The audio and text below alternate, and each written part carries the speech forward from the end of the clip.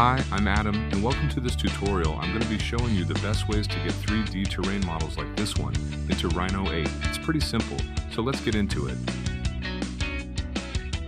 We really don't want to waste time modeling these ourselves, but we definitely do want to be able to edit these later down the line, so I think the best way to do this is using a plugin that builds models using NURBS terrains. You'll first need to download and install this plugin from the Food for Rhino website, and I'll drop a quick link to this down in the description, but it's simple to set up so I won't go through this here. Once it's installed, just type Cityweft into the command bar and the plugin will open up. Now I'll just type my site address into the search bar. Cityweft has global coverage, so this can be anywhere in the world. Then I'll draw a rectangle around my site and make sure topography is toggled on. If you only want topography, you can toggle off everything else, but it's all included anyway, and click import.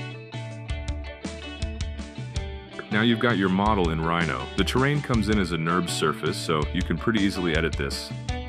Type points on into the command bar and you'll see these points come up. Then just select the ones you want to move and drag. There's probably an even quicker way to do this, so drop it in the comments if you know.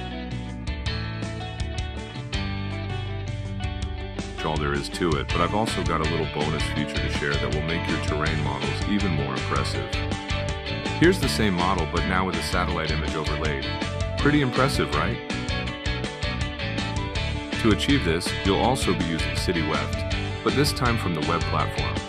All the steps to get the model are the same, but this time when you get to the download option, you'll also need to download a satellite image. Once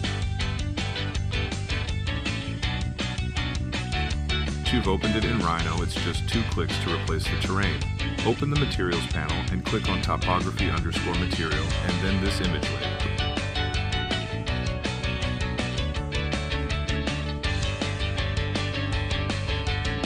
Replace it with the one you've downloaded and you're ready to go.